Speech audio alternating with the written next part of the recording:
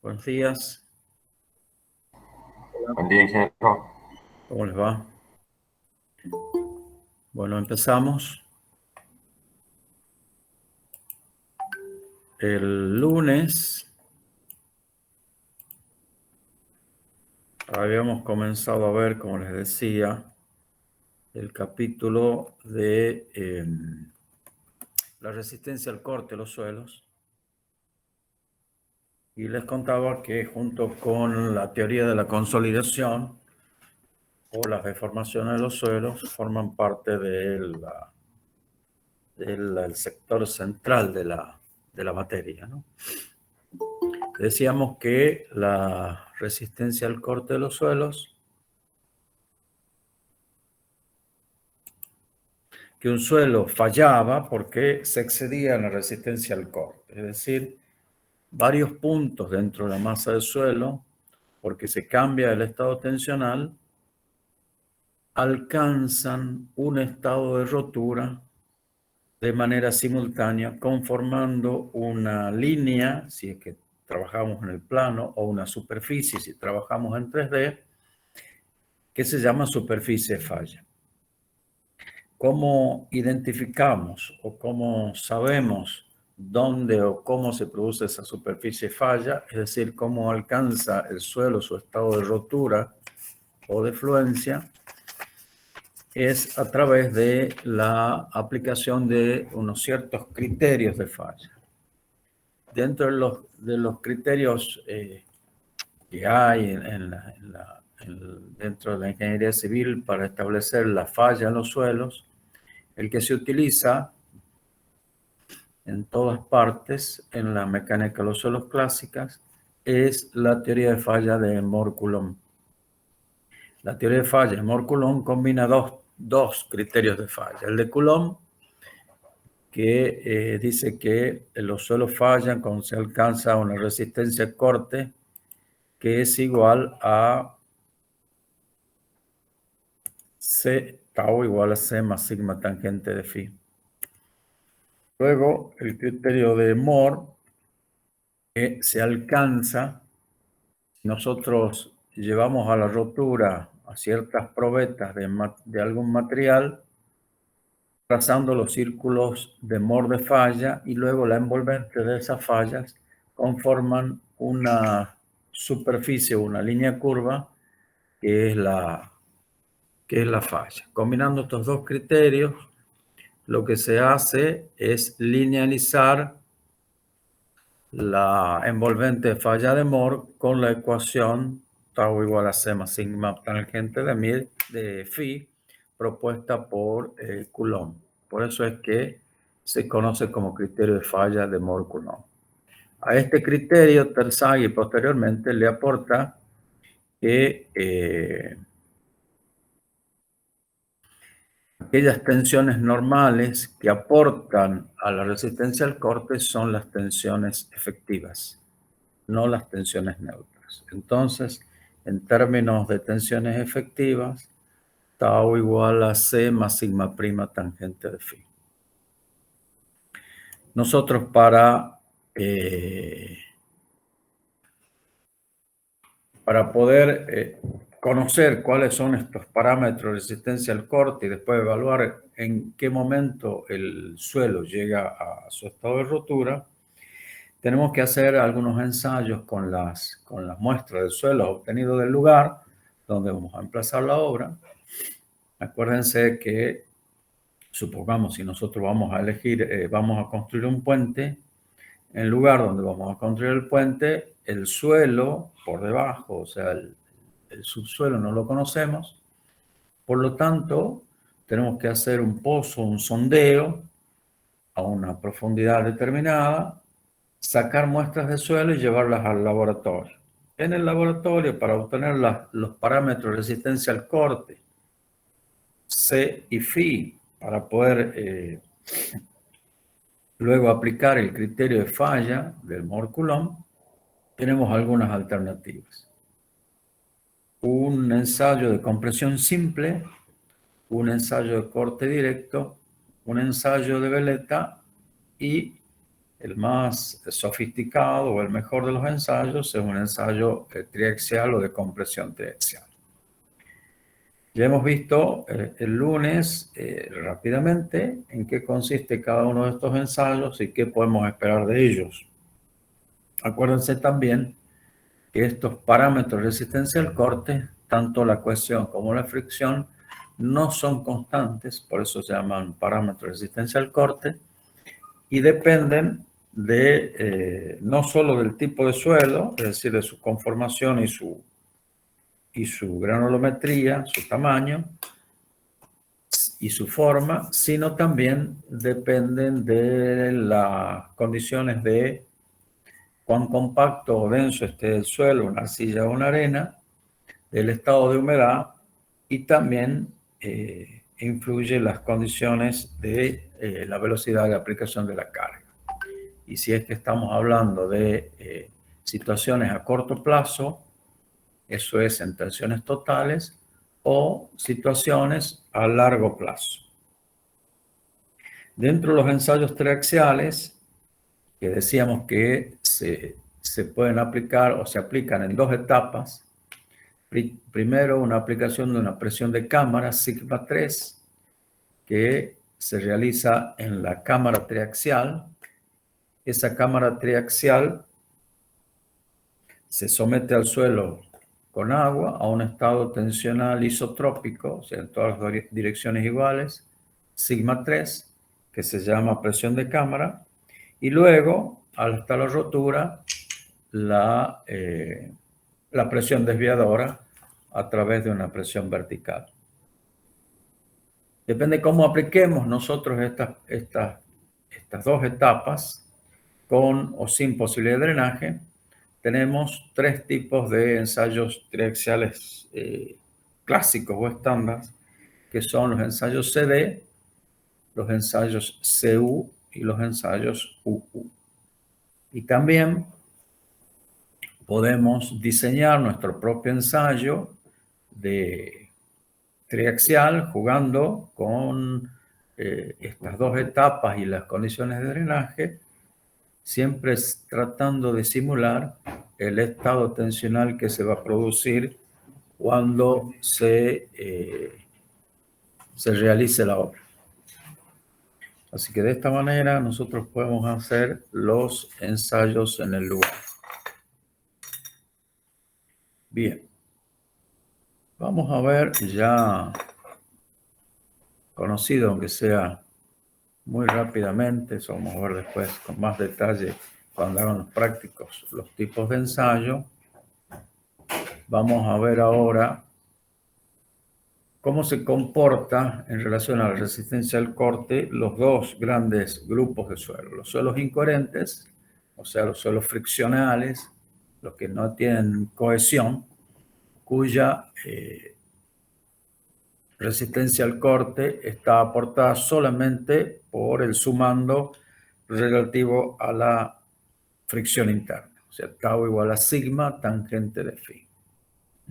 Acuérdense que este sigma es siempre tensión efectiva, pero como estamos hablando de arenas, en donde la permeabilidad es alta, sobre todo si estamos hablando de arenas limpias, las tensiones totales son iguales a las tensiones efectivas y las tensiones neutras son iguales a cero.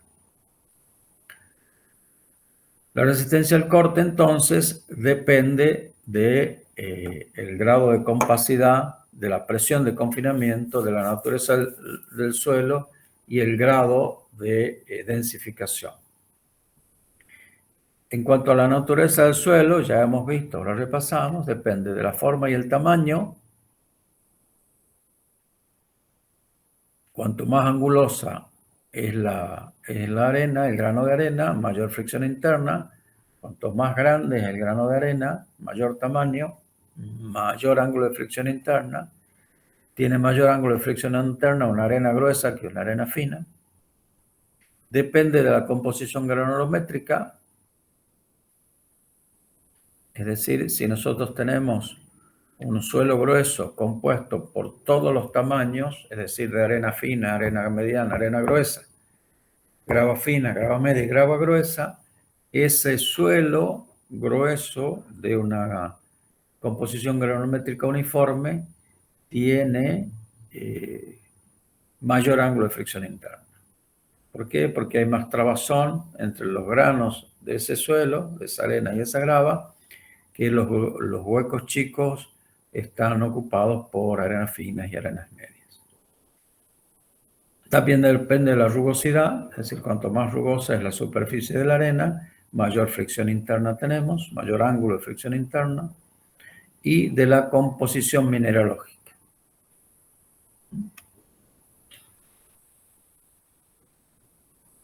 Aquí algunos valores para que ustedes tengan una idea. Depende de la distribución granulométrica. Si suponemos tenemos una distribución granulométrica media con un ángulo, supongamos, de esa arena de 30 grados, si es uniforme, esa arena va a tener 27 grados, o si es desuniforme, va a tener 33 grados, como para tener una idea grosera. El tamaño del... ¿Cuánto puede variar en el tamaño? Hasta 5 grados, depende del tamaño, entre una arena fina o una arena gruesa. De la forma o rugosidad de la partícula puede variar hasta 3 grados. Y dependiendo de la compacidad de esa arena, de ese suelo, puede variar hasta entre menos 6 y más 6 grados, o sea, hasta 12 grados.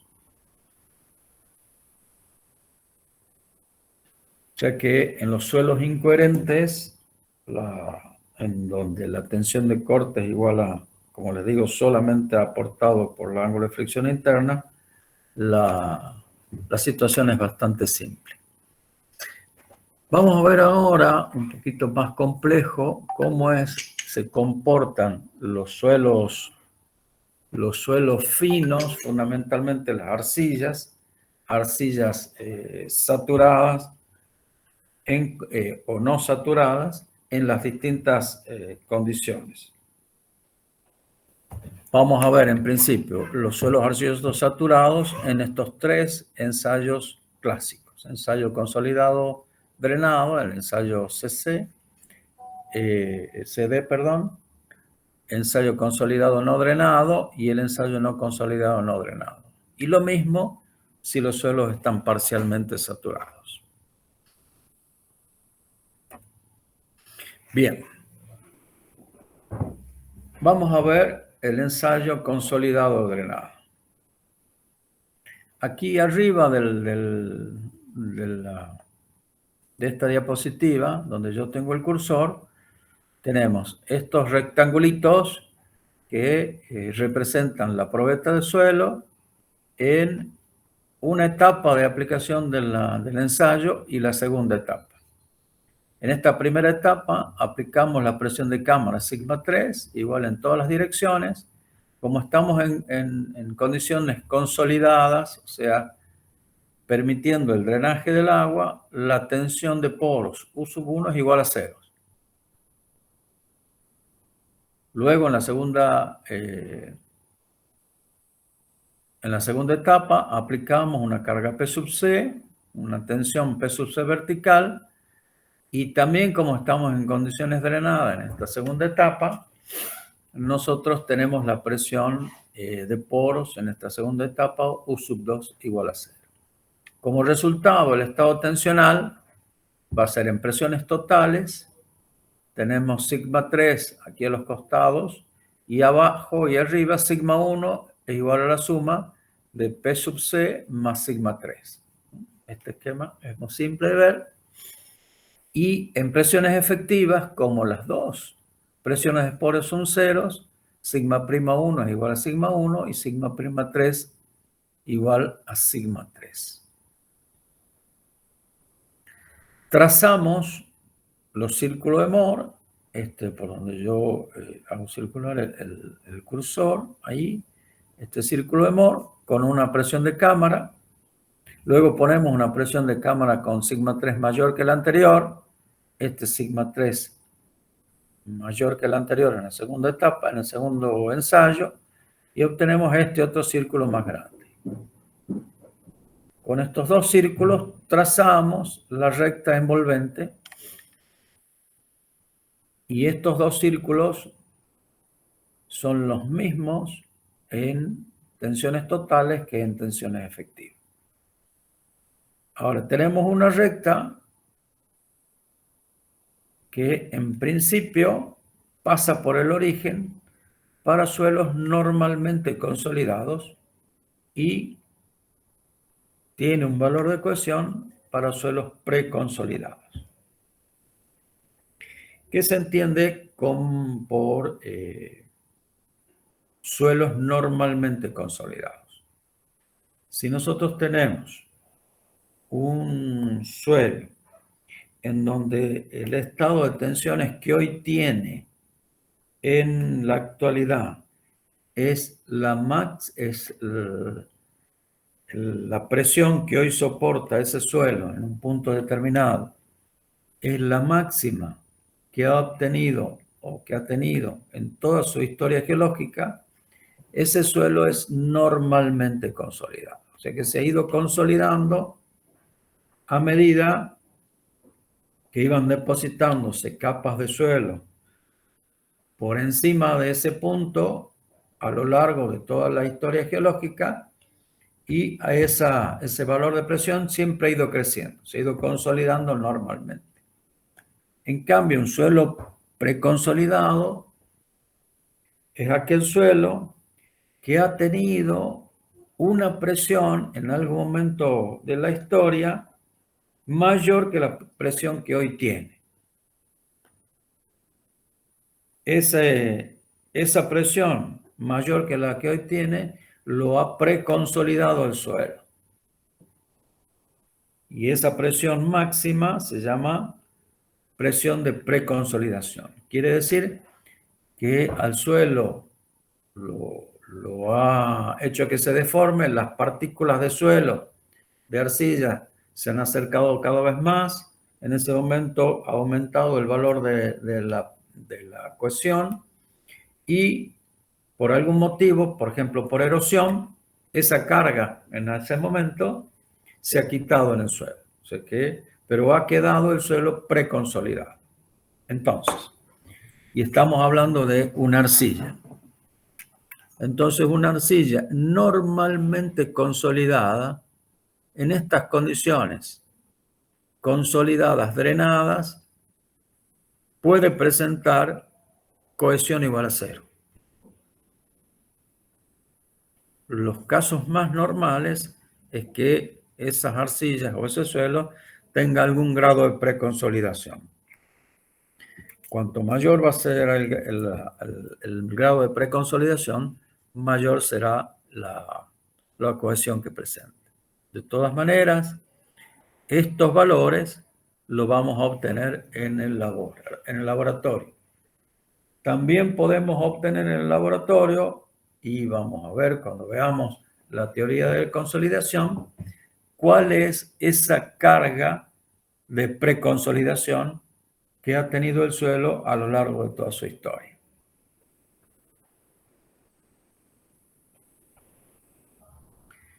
¿Alguna duda? ¿Está claro esto?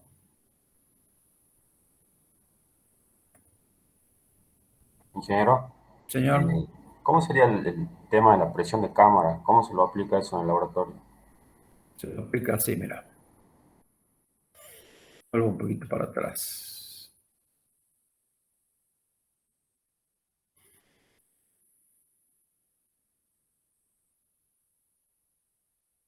Si encuentro alguna foto aquí que yo tenía.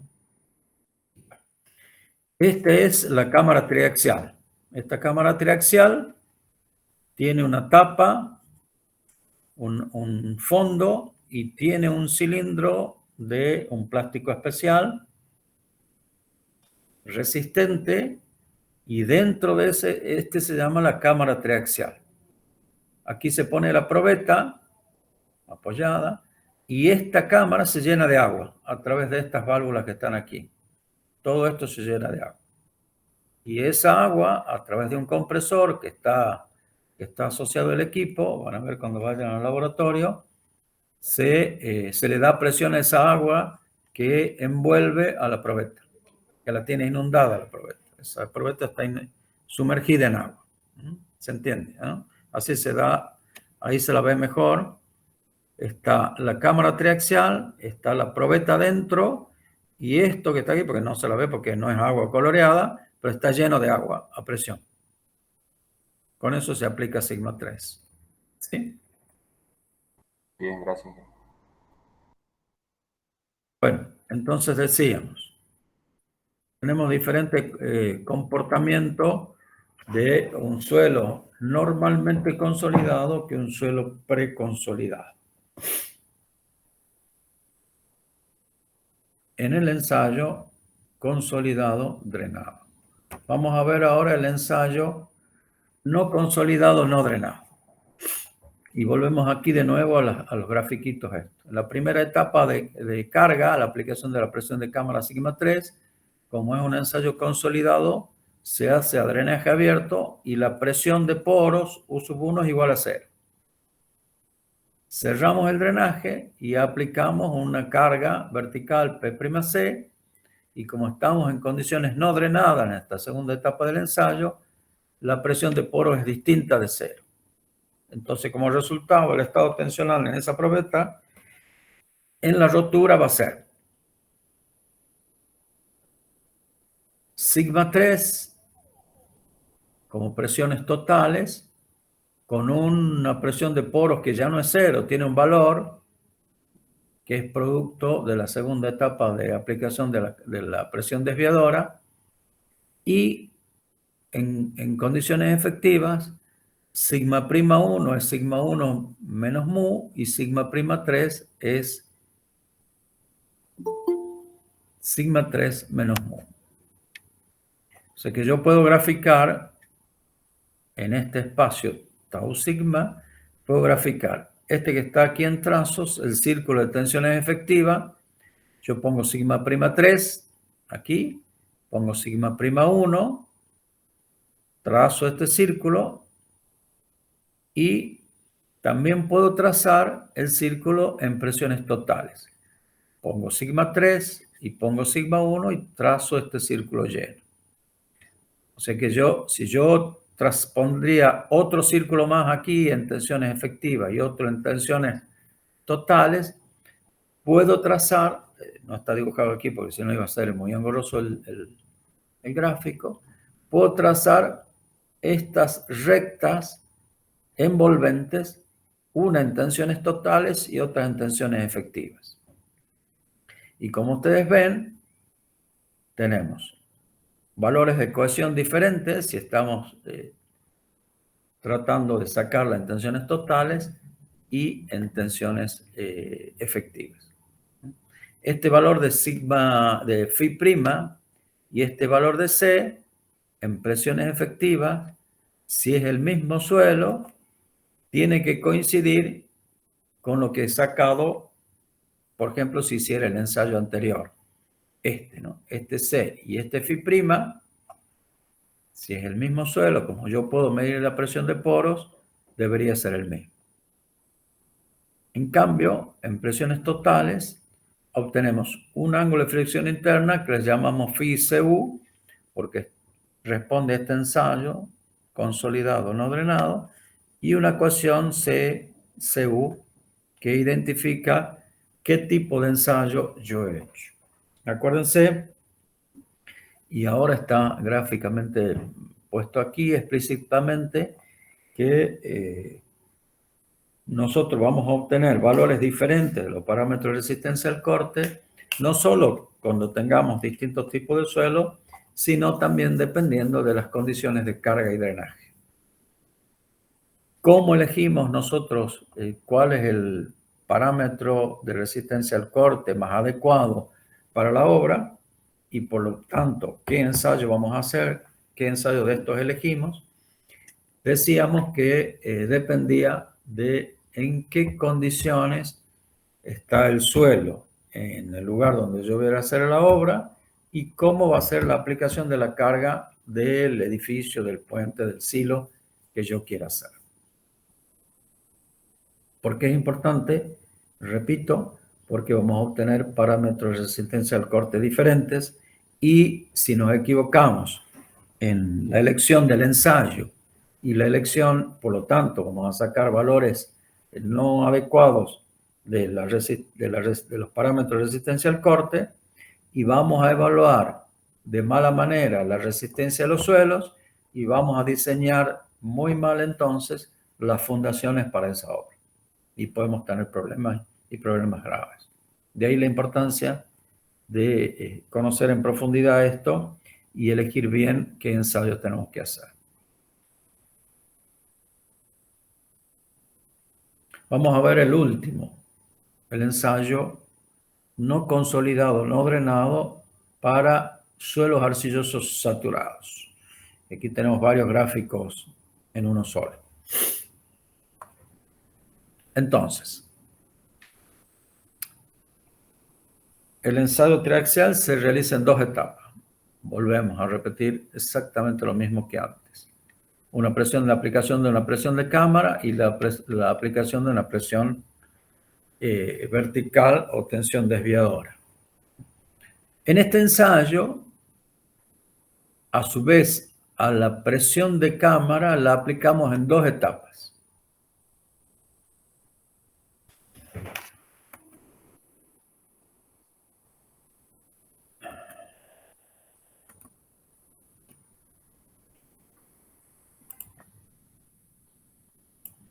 A ver si puedo.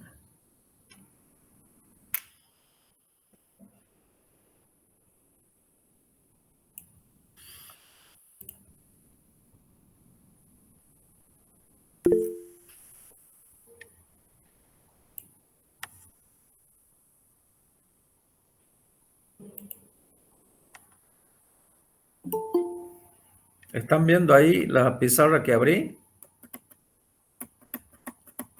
¿O qué están viendo en mi pantalla? Sí, sí, se la ve. ¿Se la ven? Ahí sí. Bien. Vamos a ver, tratar de dibujar algo. Supongamos que esta sea la superficie del terreno. ¿Sí? Y nosotros estamos analizando un punto aquí. Esta profundidad es una profundidad donde está este coso de altura Z. La presión que está sometido el suelo a ese punto por su peso propio es ¿cuánto?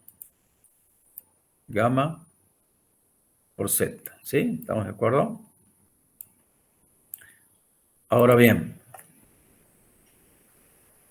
esta presión, gamma por Z, a la que está sometido este suelo, esa presión, si nosotros queremos simular, como es lo que queremos, lo que pasa en la realidad, esta presión el suelo ya la tiene, independientemente de la obra que nosotros queramos hacer arriba. Y entonces, y ha pasado el tiempo suficiente para que se produzca la consolidación del suelo en este punto por la presión gamma por Z.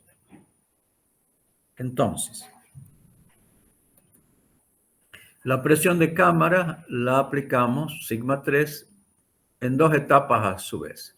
Primero le damos una presión gamma por Z a drenaje abierto, simulando que por el peso propio del suelo que está por arriba del punto que hemos sacado la muestra, le tenemos de altura Z, ha pasado el tiempo suficiente para que se consolide y se drene. Para simular eso, aplicamos una primera presión que se llama, que tiene valor gamma por Z, a drenaje abierto. Luego cerramos el drenaje y aplicamos, llevamos al total de sigma 3, aplicando una sobrepresión de valor delta. Entonces, como estamos sin drenajes, la presión de poros que se va a generar en los poros de esa arcilla saturada va a tener el valor delta. ¿Por qué? Porque gamma por Z lo hemos hecho en condiciones drenadas, a drenaje abierto. ¿Está claro? Bien. aplicamos la presión desviadora, P sub C, y va a haber una presión de poros debido a esta aplicación de P sub C distinto de 0. U sub 2 distinto de 0. Entonces, como resultado del estado tensional en presiones totales, vamos a tener sigma 3 y sigma 1, y la presión de poros va a ser igual a la presión de poros U sub 1 debido a la primera etapa y U sub 2 debido a la segunda etapa. Y como antes, las presiones efectivas van a ser sigma prima 1 igual a sigma 1 menos mu y sigma prima 3 igual a sigma 3 menos mu.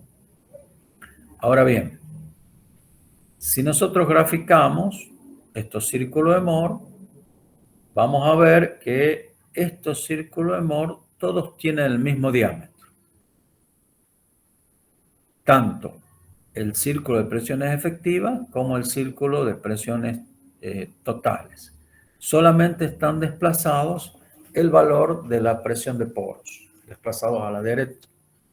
Entonces, si estos círculos tienen el mismo diámetro, la envolvente de esos círculos del mismo diámetro es una horizontal, en donde el ángulo de fricción interna es igual a 0 y el valor de C de la ecuación se llama C sub U, que es la cohesión no drenada. Es la cohesión que tiene el suelo en condiciones no drenadas, en estas condiciones que estamos nosotros aplicando aquí. Acuérdense del ejemplo que dábamos el lunes. Podría ser el caso de que nosotros tengamos un silo metálico liviano, vacío, esperando la cosecha de soja, y en 24 o en 48 horas se le aplica la total de la capacidad, supongamos 1000 toneladas, y entonces la velocidad de llenado, o sea, de que se llena con soja ese silo, es muy rápida respecto a la capacidad de drenaje del suelo, que escape el agua de los poros del suelo.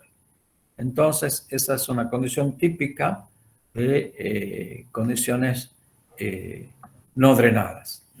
Entonces, en ese caso, esa arcilla, en esa etapa de aplicación instantánea de la carga en condiciones no drenadas, su ángulo de fricción interna será igual a 0 y el valor de la cohesión será la cohesión no drenada.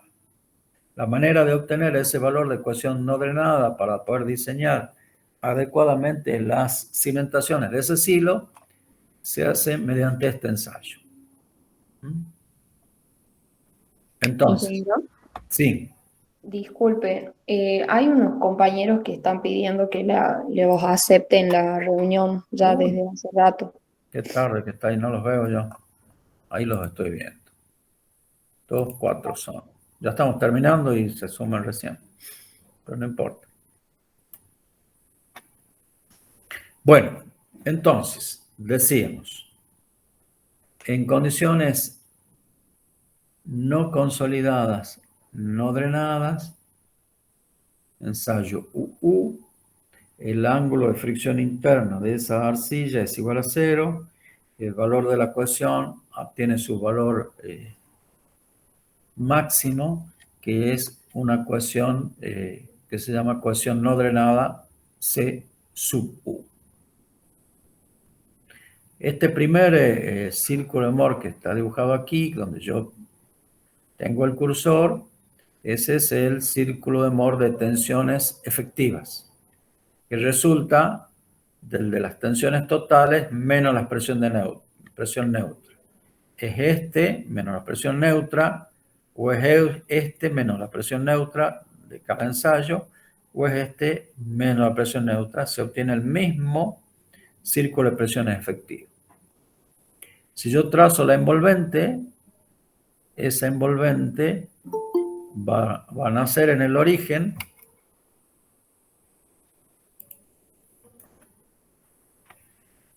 si es que un suelo es normalmente consolidado o va a tener un valor de la ecuación si es que es un suelo preconsolidado.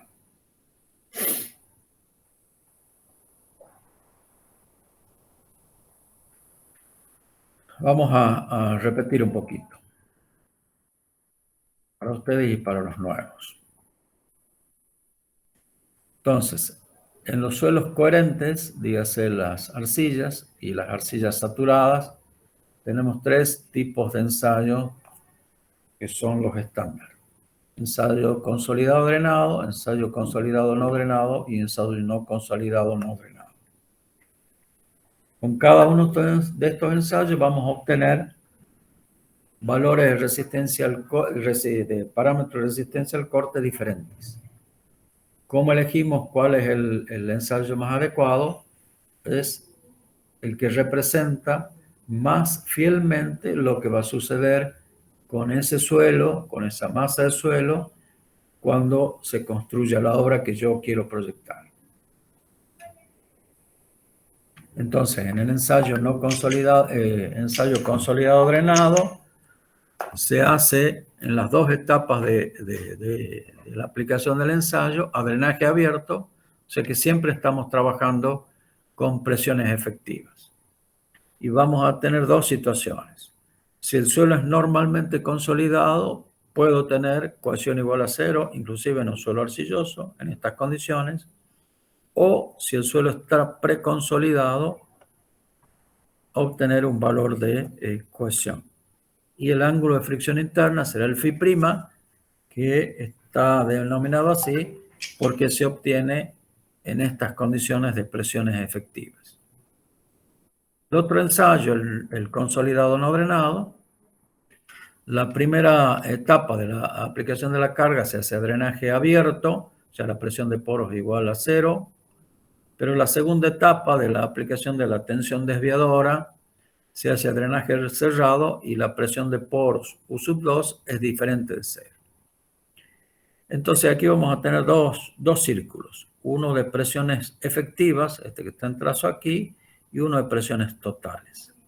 Uno trazado con las tensiones efectivas, sigma' 3 y sigma' 1, y el otro es presiones totales. Los dos tienen el mismo diámetro, pero están desplazados hacia la derecha, el de presiones totales, el valor de U. Entonces, aquí vamos a obtener, podemos trazar dos rectas, una en presiones totales, y vamos a obtener phi CU y CCU, y la envolvente recta, que representa la teoría de Mohr-Coulomb, con un valor phi' y C. Si es que estamos trabajando en presiones totales o presiones efectivas. Y el último de los tres ensayos, el ensayo no consolidado no drenado, que la presión de cámara la aplicamos a su vez en dos etapas. Una primera presión gamma por Z, drenaje abierto, para simular que debido a su peso propio esta probeta de suelo ya está consolidada. Luego cerramos el drenaje, aplicamos una sobrepresión delta, por lo tanto la presión U1 es igual a delta, y aplicamos P sub C a presión a drenaje cerrado, como es equivalente, ¿no? Espérame un poquito.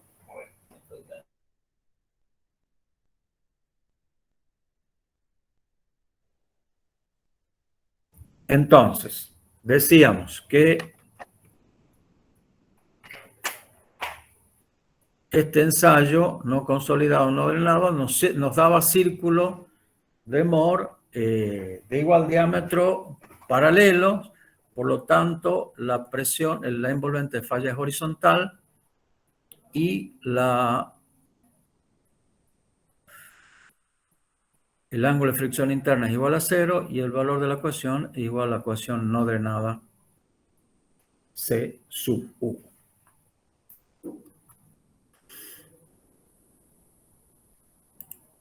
Bien, entonces, los valores van a ser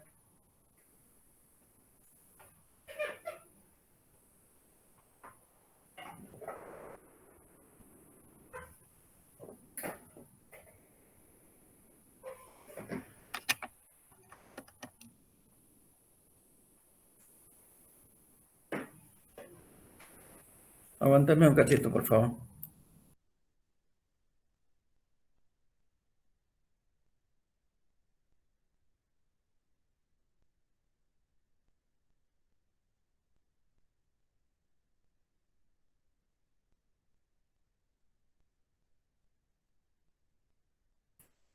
Aquí estoy de nuevo, con problemas de enchufe en la máquina. Entonces, decíamos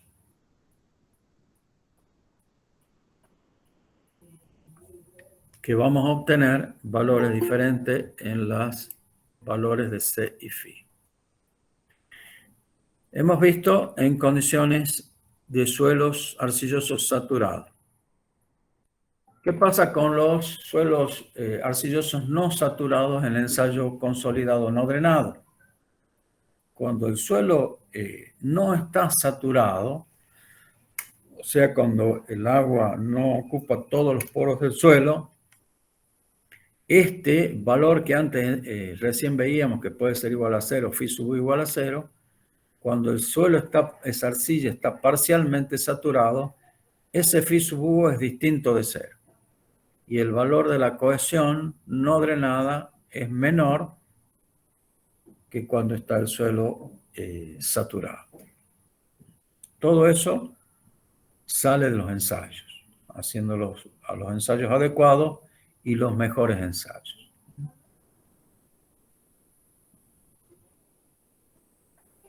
Lo mismo pasa en este ensayo consolidado no drenado.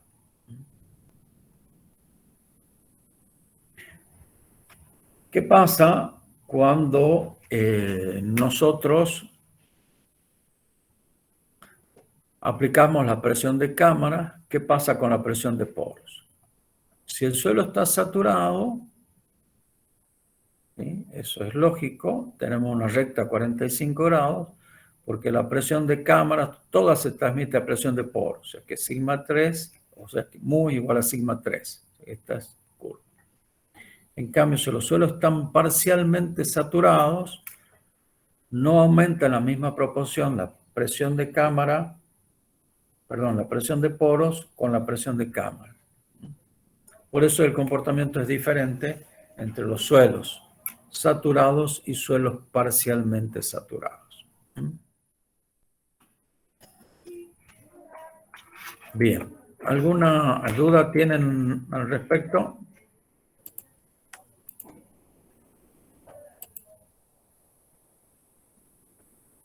Hola. ¿Alguna duda? No por ahora, ingeniero de impacto. Bueno. Ingeniero, ¿puede repetir lo último que ¿Qué explicó? parte? La del mu en los suelos saturados y no saturados. Bien. Cuando el suelo está saturado, la presión de poros aumenta a medida que yo aumento la presión de cámara. En cambio, en los suelos parcialmente saturados, la presión de cámara, cuando yo la aumento, la presión de poros no aumenta en la misma proporción. Por eso se comportan diferentes los suelos saturados que los suelos parcialmente saturados en estas condiciones.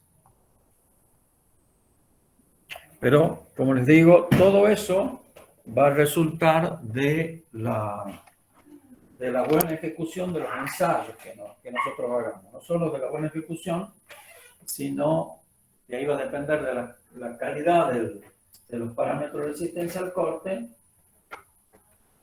sino también va a depender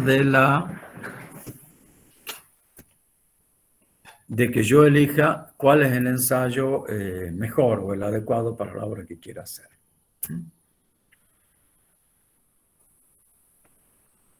Bueno, hasta aquí llegamos con resistencia al corte, ¿no? Vamos a ver enseguida, vamos a hacer un descanso y vamos a hacer los prácticos ya. Lo relativo a esto, les repito, repasen en profundidad lo de círculo de Moore, lo que han visto en estabilidad 2, y vean o se sáquense todas las dudas relacionados con estos ensayos de resistencia al corte. Bien, bueno, hasta aquí llegamos entonces. Bien, Bien, gracias. ingeniero. Nos vemos, adiós. Este,